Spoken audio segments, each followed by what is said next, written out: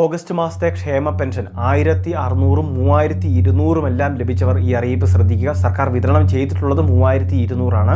അപ്പോൾ ഈ ഓണക്കാലത്തെ സ്പെഷ്യൽ സഹായമെല്ലാം വാങ്ങുന്നവർ പ്രധാനപ്പെട്ട ഈ അറിയിപ്പ് കൂടി ശ്രദ്ധിക്കാതെ പോകരുത്. കാരണം സെപ്റ്റംബർ മാസം 10-ാം തീയതി വരെ മാത്രമാണ് നമുക്ക് ഇതിനുള്ള അവസരമുള്ളത്.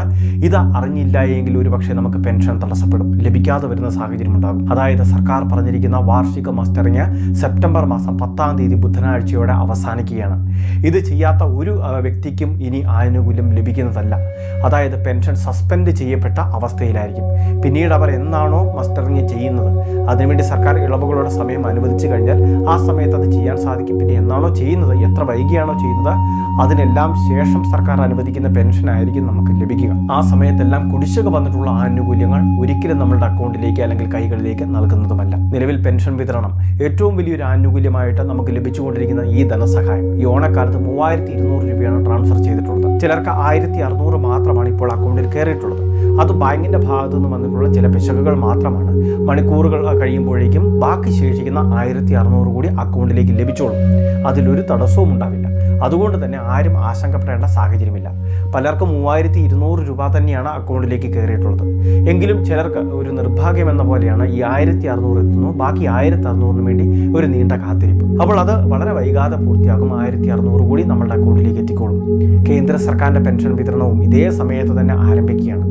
200 ലഭിക്കേണ്ടവർ 300, 500 എന്നിങ്ങനെ തുക ലഭിക്കേണ്ടവരുണ്ട്.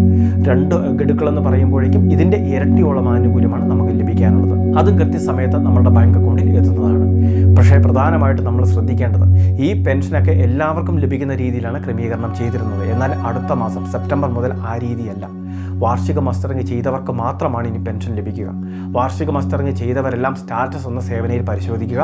വാർഷിക മസ്റ്ററിങ് ചെയ്ത തീയതി ഉൾപ്പെടെ അതിൽ കാണാൻ സാധിക്കും. ഈ മസ്റ്റർ ചെയ്തിട്ടുണ്ട് എന്നാണ് കാണാൻ സാധിക്കുന്നത് എങ്കിൽ തടസ്സങ്ങളില്ല.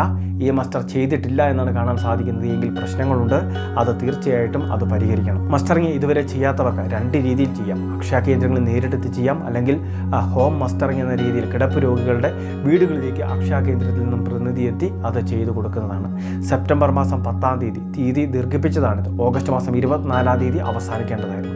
ഇനി ഈ ഒരു മസ്റ്ററിങ് ചെയ്തില്ല എങ്കിൽ, ബയോമെട്രിക് സംവിധാനം വഴിയുള്ള മസ്റ്ററിങ് ചെയ്തില്ല എങ്കിൽ നമുക്ക് പെൻഷൻ ലഭിക്കുന്നതല്ല. തുടർന്ന് പെൻഷൻ സസ്പെൻഡ് ചെയ്യപ്പെട്ട നിലയിലായിരിക്കും. ഇനിയും ഭാവിയിൽ, അതായത് ഈ 2025-26 സാമ്പത്തിക വർഷം മുഴുവനും നമുക്ക് പെൻഷൻ ആനുകൂല്യം മുടങ്ങാതെ ലഭിക്കണമെങ്കിൽ എല്ലാ ഗുണഭോക്താക്കളും ഇത് ചെയ്തേ മതിയാകും.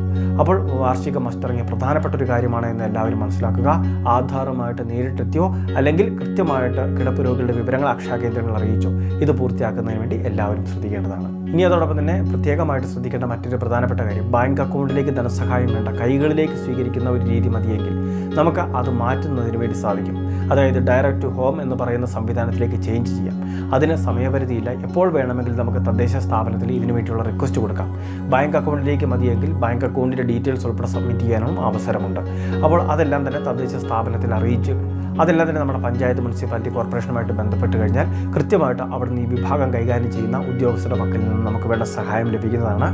ഒന്നെങ്കിൽ ബാങ്ക് അക്കൗണ്ടിലേക്ക് മാറ്റാം, അല്ലെങ്കിൽ കൈകളിലേക്ക് സ്വീകരിക്കുന്ന രീതിയിലേക്ക് മാറ്റാം. അപ്പോൾ ആ കാര്യങ്ങൾ കൂടി പ്രധാനമായിട്ട് ഗുണഭോക്താക്കൾ എല്ലാവരും ഒന്ന് ശ്രദ്ധിക്കുക. അപ്പോൾ നമുക്ക് എളുപ്പം ഏതാണോ ആ രീതി സ്വീകരിക്കുന്നതിന് വേണ്ടി എല്ലാവരും ശ്രദ്ധിക്കേണ്ടതാണ്. അപ്പോൾ പെൻഷൻ സ്വീകരിക്കുന്ന നമ്മളുടെ വേണ്ടപ്പെട്ടവർക്ക് കൂടി ഈ അറിയിപ്പ് ഷെയർ ചെയ്തിരിക്കുക. വളരെ പ്രധാനപ്പെട്ട കുറച്ച് കാര്യങ്ങളാണിത്. അപ്പോൾ ഇതുപോലുള്ള വിവിധ അറിയിപ്പുകൾ തുടർന്നും ലഭിക്കാൻ മറക്കാതെ നമ്മുടെ ചാനൽ സബ്സ്ക്രൈബ് ചെയ്യുക, ഫോളോ ചെയ്യുക.